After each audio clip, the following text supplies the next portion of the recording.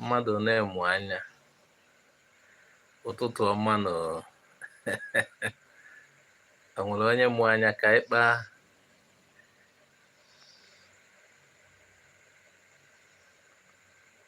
anyị mana ndị saịdị a ndị akụkụ ebe anyị nọ ya ọ nọ na Naịjirịa ndị Naịjirịa na-alahụ ụlọ ọlụkwa ndị nọ UK ọ dịka UK na-alahụkwa ụlọ mana kelu ndị nọ na mba US ha nọ na mgbede kịta onwe na onye mụ anya ka ịkpa anụ kelu the way forward ndị be anyị kelu the way forward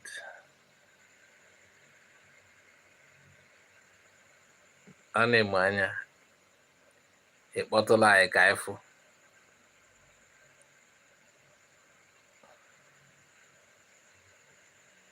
ọ na-emu anya ịkpọtụla anyị daalụ nọ ndị be anyị m na-ekene aka m na-afụ mmadụ 15 n'ọnlaịn ndị be anyị kelenụ ka ekesi anyanwụ kelenụ the way forward anyị nwe olileanya na Peter Obi achị n'agbanyeghị etu ọnọdụ dị ka ọ na ịtụkwasị obi na Biafra kelee ebe olileanya ndị Igbo dị maka etu o si wee dị abịa dịka ya sị na ife gbasalụ elekshọn a emelụ ọ dịka ọ ganahụ na anyị ụfọdụ si n'ọzọ okay godly Mike Biafra is our only hope mana Biafra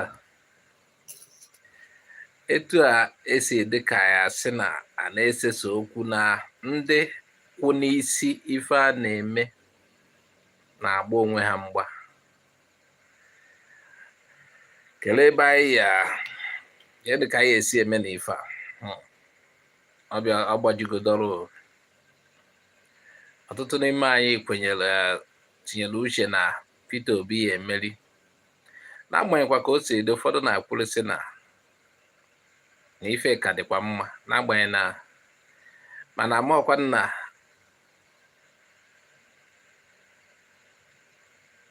okay Ikenna Paul say PO has a chance to reclaim his mandate etu o si wee dị na court ọ na-egal court taa ọ na-afụ na okay masịzi nyaahụ ọ dị ka ya baga ụtụtụ mana ọ na-egalụ n'ụlọ ikpe ịnụ ya afụ ka o si wee gaa nke ife a na-akpọ evidence and etu o si wee dịcha mma bụ na court admit shala evidence niile INEC si court ha tụfuo ha eji na-eme ife ọwụna mana INEC echefuo na n'ọha nwa wetara ife a saịnụọ ha saịnụrụ nyekwana ndị pati akwụkwọ pati saịnụcha INEC na-ajụkwazi ife ha saịnụ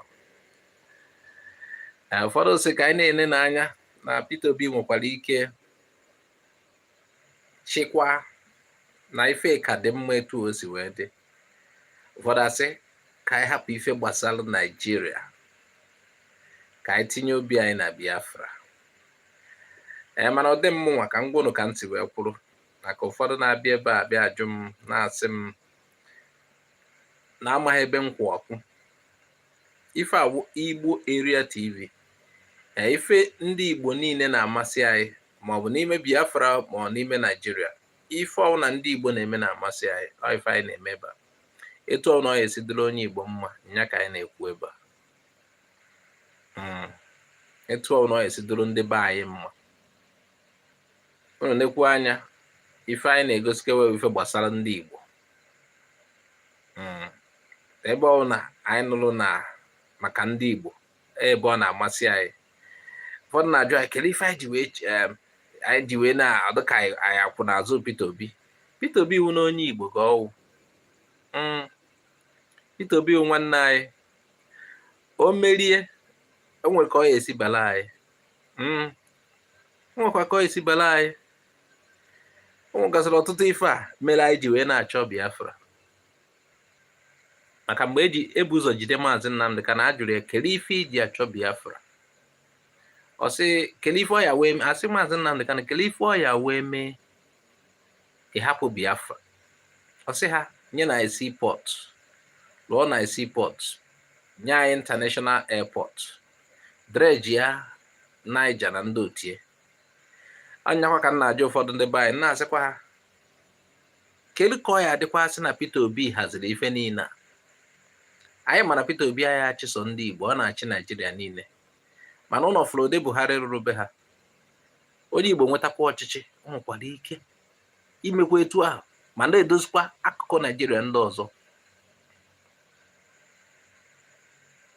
so na afụnanya ya biko na onye ọbụla nọ online na-ede na ife ka anyị na-agụ onwe ife ịchọ ka anyị kwuo maka ya dee anyị afụ ya na kọmentị anyị fụkwana ya ekwuo ka onwe ife ịchọ ka anyị kwuo maka ya dee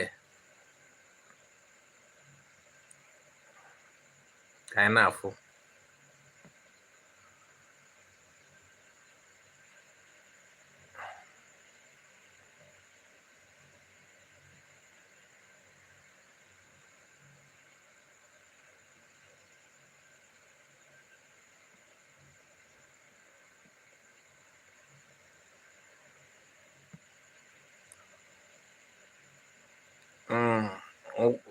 onwekwa unu ndị nọ online ndị niile anọ online onwekwa ụlọ ife unu na-atụnye kwuo na okwu ka anyị nụ kọmentị ya nụ ka anyị mara ife anyị aza unu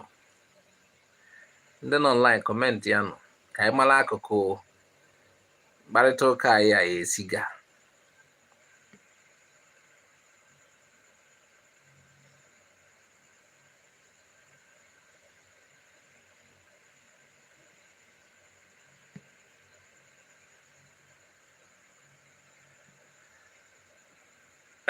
anyị na-ekwu gbasara Naijiria kelu the way forward kelu ebe ife ndị Igbo ya eme ị na-anya etu o si wee dịkịta ụfọdụ ndị Igbo kwelu nọ na Peter Obi ya azụtakwa ife a napụrụ ya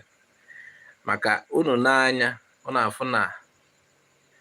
n'ezie ọ dịka nwanne anyị nwoke meriri mana dịka esi wee na-ahazi Naijiria ekwe ka o wee chịa mụ na ofu onye be anyị mere argument taa anyị gbasịrị okwu o wee na-asị m na anyị nwawu ndị chọrọ ịtụ ndị ji esolu na-atụ ife ọtụtụ election ife nhọpụta na anyị nwa mebisiri ife na anyị kpọchiala aka Biafra azụ m wee jụọ esi ọwụ na ya atụghọ Tinubu ọka ya emeri na ụdị o si wee meri na ọhụrụ ụdị ọwụ na ụdị o si meri ọwụ na ya atụghọ aka ya họpụta Tinubu mgbe a ka ọ ya kasị ike nnọọ asị na ndị na-ama na ndị Igbo atụghọ ha enwe evidence na Peter Obi enwetaghị votu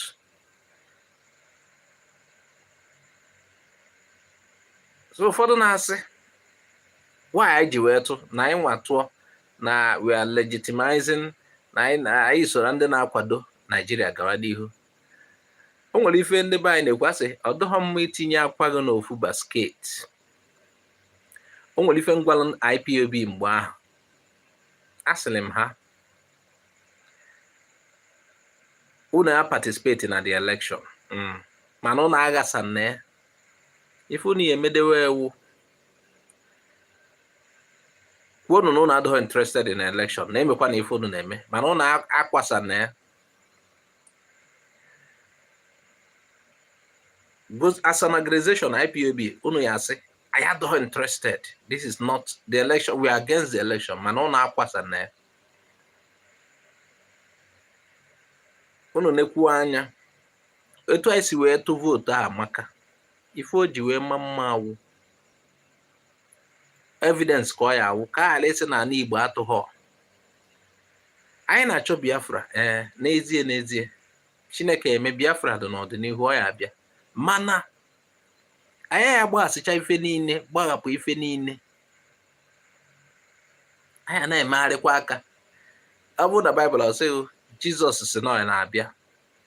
n'ụwa abụrụ be anyị, mana ọsị anyị emena biznes, anyị akpa na nri, ọsị ha anyị akpa na nri. Onye nzọpụta si na ọ na-abịa, mana ọsị ha anyị akpa na nri, anyị emena ife ndị ọzọ, anyị emena biznes, anyị alụ n'ụlọ, mana na ọ na-abịa ụwa awụghọ be anyị. Mana ihe na-emegharịcha aka, maka na ọnwụ na ya esogho n'ife a na-eme ndị a ka ya na-eme ife a na-eme, ma ịtụrụ ma ịtụghọ ha ya họpụta onye a chọrọ ịhọpụta. Mana ị nwekwara ike ịtụọ mgbanwe adị, ọ site na ọtụtụ atụrụ ka Labour Party ji wee win Abia steeti. Achọrọ m iji ohere a wee sị na nna ekene ndị Abia. Ife ndị Igbo na-amasị anyị, nna ekene ndị Abia. Ọ na-ewute m ote na nji ekwu ya ebe a na Abia na Imo enwebụghị ezigbo ndị ọchịchị. Asịghịkwa m na ndị na-achị Anambra, Enugu na Ebonyi na-emecha ọfụma, mana onwe ife na-aza moderate average. Kamgbe 1999 eji wee nwewe ife ndọrọ ndọrọ ọchịchị, unu na-anya fụ na Enugu, Anambra na Ebonyi katọ nwe ndị at least moderate average na-achị ha karịa Imo na Abia. Etego ha tawala afụfụ, ọ dịka ndị ọjọọ ka a na-ewetara ha.